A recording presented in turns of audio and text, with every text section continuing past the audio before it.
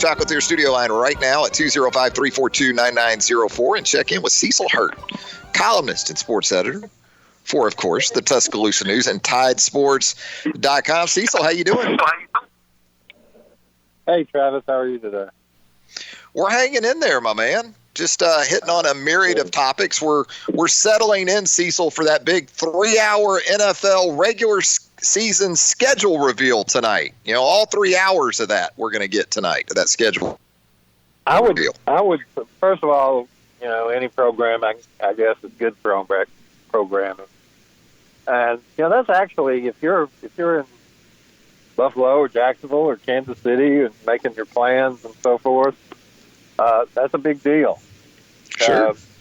You know, the problem this year, obviously, is seeing how it comes through. Although the NFL is pretty, you know, they're pretty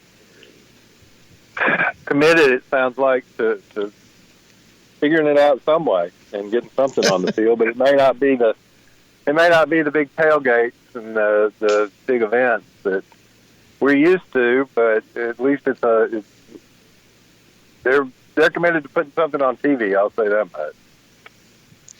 You know, Roger Goodell kind of reminds me, Cecil, of that person in front of you at the grocery store that has the AirPods in, and the cashier is trying to tell them how much the bill is.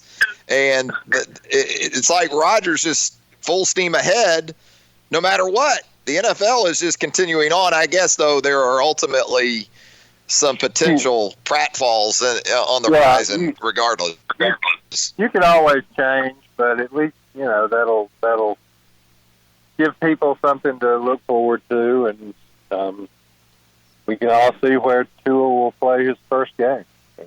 Sure. The Dolphins in his number 1 jersey, which I wrote about today. Yeah, how about that? The number 1 for Tua.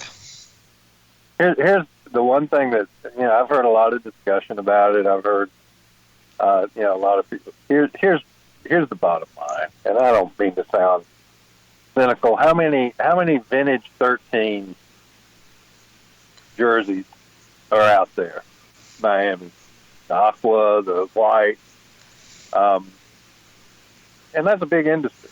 And a lot of guys that are either Dolphins fans. It wouldn't matter in Alabama. You know, they're going to buy up a little bit of Tua stuff anyway.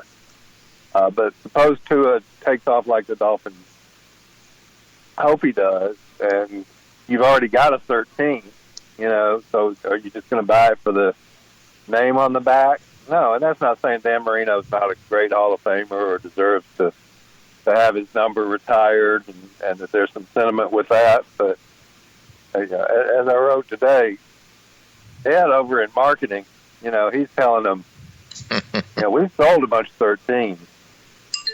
Your premium was 1. You know, let's see how many of these ones we can move. And I was going to ask you. I guess I can't wear my premium jersey anymore, Cecil. You can. I mean, come on now. You can with the Garrow on the back. But I never expected that Tua would be 13 for the Dolphins. Might have been 13 somewhere else. You know, might have been 13 for the Chargers. But there's a lot of money wrapped up in that. And, you know, ultimately there's at the NFL level, you know, that's money for a lot of money for the team and money for Tua, you know, because it's all negotiated out. It's one of bringing around to Tuscaloosa. That's one of the huge things that's going to have to be worked out in terms of name, image, likeness. Yeah. Because, you know, and Tua would have made a lot of money last year on name, image, likeness, on social media, on various advertising. I'm not a big believer. I guess there'll be some where, you know, Joe's used cars out in Oklahoma City is going to be paying these big bucks to Kyler Murray or whoever the Sooners quarterback is. You know, the NCAA is kind of going to look into those deals. But where the money is the player owns his name, image, likeness. And in Tua's case, you knew Tua was the quarterback at Alabama. Even if he's wearing you just put him in a Hawaiian shirt. You know, that's all you have to do. Or the generic jersey, like like in the Chunky Soup commercial, you know, the guys come out and it's not really their team jersey, and you know, unless the NFL's getting a cut, Subway sandwiches or whoever, it's that generic stadium shot and generic jersey. But you know, I think people who want to capitalize on these name, image, likeness situations, they're going to want to, you know, if you'll notice, you don't even, there's some of Coach Saban's commercials, he's in Alabama gear or got the swoosh, but look at the Aflac commercial. You know, there's really nothing that says, you know, this is I mean, he's got the rings and all that stuff, but there's nothing that's a protected Alabama trademark. And you still recognize Nick Saban. That works for Nick Saban. And some of them that are also sponsors with Alabama. I think Regions Bank, for instance. He is wearing a shirt with the swoosh on it and so forth, the protected image. Again, Tua is a different laboratory experiment and all that, because he would have made a lot of money. Joe Burrow would have made, once he caught fire last year, would have made a lot. Trevor Lawrence would make a lot of money next year if it were in place next year. Johnny Manziel would have made a lot of money when he came back with a Heisman Trophy. Tim Tebow. Those are unique animals. But if you're at Colorado State, does anybody know you're the quarterback at Colorado State other than a diehard Colorado State fan? If you're not wearing that jersey or got the Ram with you. And so it's a big issue in memorabilia sales or game gear sales. That's been a big issue, really. You know, the schools, a lot of the schools have taken, you know, name merchandise down, whether it's football jerseys, basketball jerseys, until they can get that worked out. And, you know, now that it's current players, that's a different issue. Most of these were vintage. You know, Dwayne Wade at Marquette, or whatever. He couldn't sell a Marquette jersey. They could sell him. And once he's graduated, then, you know, his name, they're going to want to cut of that. But now, you know, it's a big issue with gear, and it's a huge issue with the video game. You know, are you going to have the players, you know, saying that they play for Alabama, but not have the Alabama fight song mark, trademark? Uniform. Yeah, there's a lot of things and you touched on too. I mean, market relevance is everything. You used Colorado State as an example. Well, CSU and Colorado out there are just overwhelmed by the Broncos, right? I mean, that's so absolutely. You're already down the pecking order. Sure, and really, probably the SEC plus Clemson, Ohio State, Texas, Oklahoma, Nebraska, you know, Michigan, Ohio State, clearly. It'll be 20, 25 teams. And here's the funny thing. It's the same 20, 25 teams that have been winning anyway. So, you know, they stand to make more, attract better players. Now they'll be squabbling among themselves, among players, but guess what? That's what they do anyway. You know, Alabama recruits against LSU and Georgia and Ohio State and Texas, and that's what it's going to continue to be. And it's not that one of them is going to rise up and say, well, we've got this name, image, license deal, and you can make a bunch of money that you couldn't make at the other place, because the other place is going to figure it out too. So, and in terms of, somebody buying a team and having 85 guys on payroll, you know, the people will use that example of Apple. And an Auburn fan says, well, Tim Cook will just, they'll just put them on. They'll just pay them off. You really think that's what the Apple Board of Trustees is going to do? you really think they're going to put 85 Auburn football players on a out of their shareholder pocket? I don't, and you could apply that to Alabama, or you could apply it to LSU, or apply it to Arkansas, with Tyson or with Walmart, people love football, but putting as we kind of know in times like this, just randomly adding 85 people to your payroll, or what about though, Cecil, the potential to different. bundle a team and a star player like the quarterback position? Right, but then you got to have both of them agree. Right. You've got to have that negotiated out. If players can't unionize, then that's going to be a different situation. I think what you'll see, what you're starting to see, and what you'll see, I bet Greg Burns, although he's got other things to worry about, I bet he's got 50 pitches from various media companies wanting to do that very thing.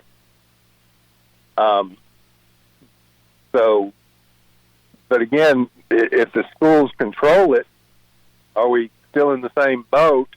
Even if, again, Tua would have been and would be a valuable commodity for anybody. Would have been for Alabama. How much Alabama enhanced that value?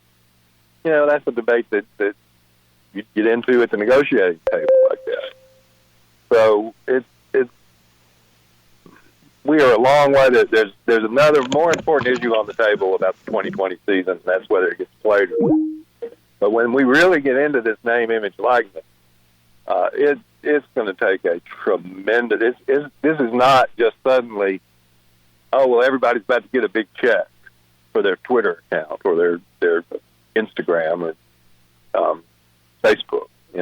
That's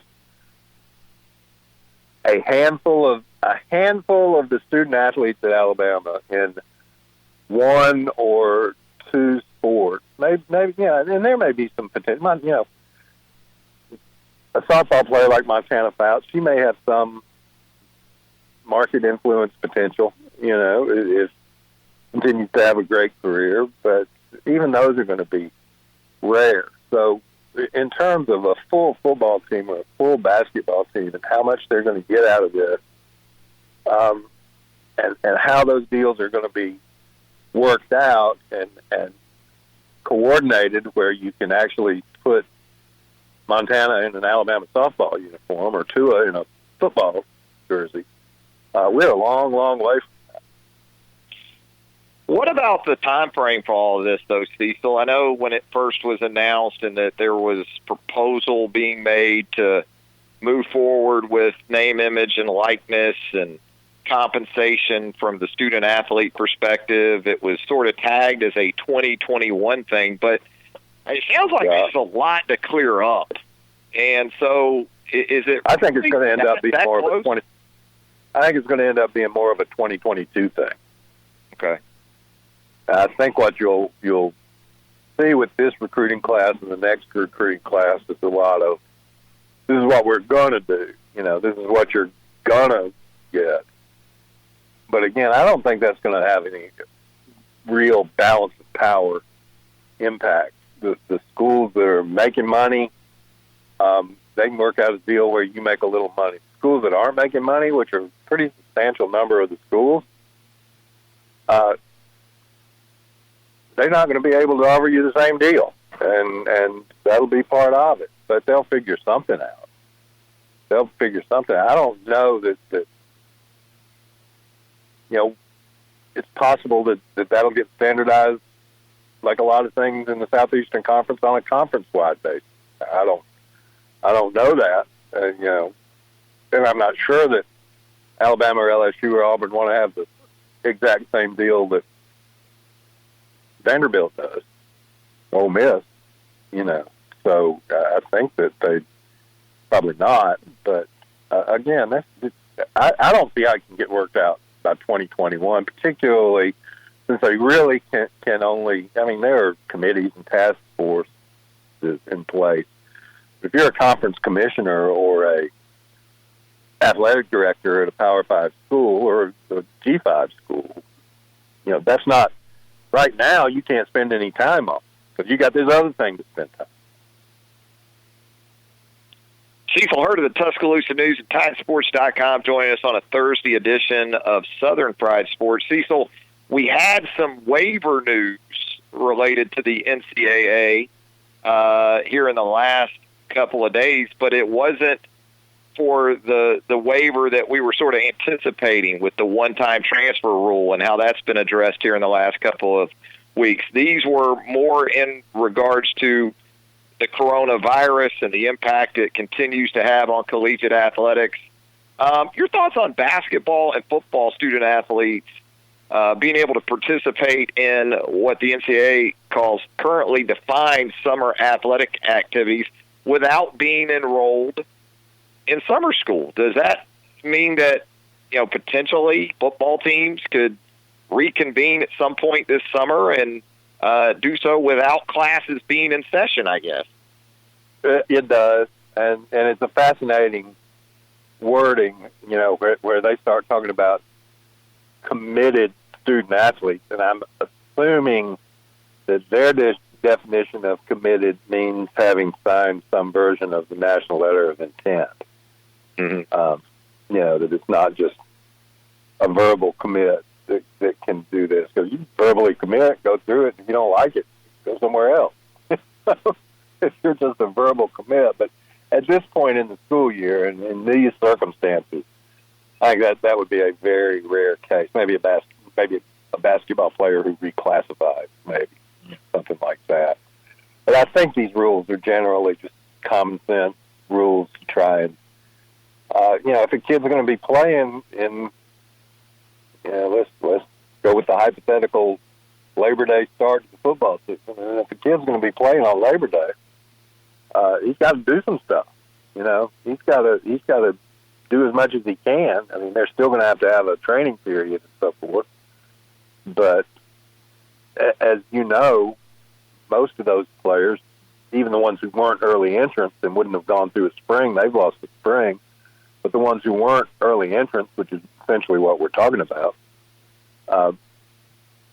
would have come in, gone through a summer program, would have been in summer school, gotten their academics all squared away, class schedule-wise and so forth.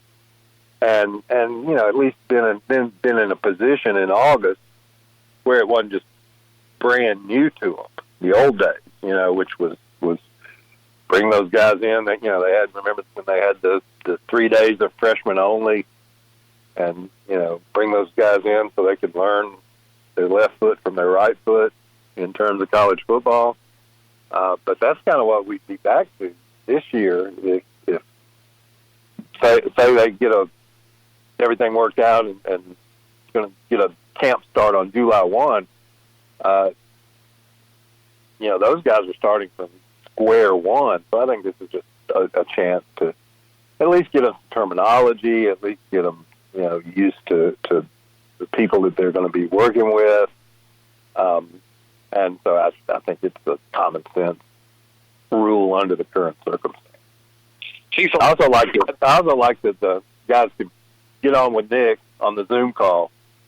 Najee Harris, how you doing today? Najee can rap with you. More of that as I think about it. It's going to be freshmen, sophomores, guys. If you're going to be in the offense, I have no idea how the quarterback situation is going to turn out, but let's just say you're a wide receiver, and Nick may say, hey, this is Bryce Young. They work that way. So just small switches, but I thought they were interesting. Virtual acclimation periods. That's actually the first step down the road to virtual football. Exactly. Yeah. Nobody gets hurt. You got a hologram out there, and you go. Absolutely.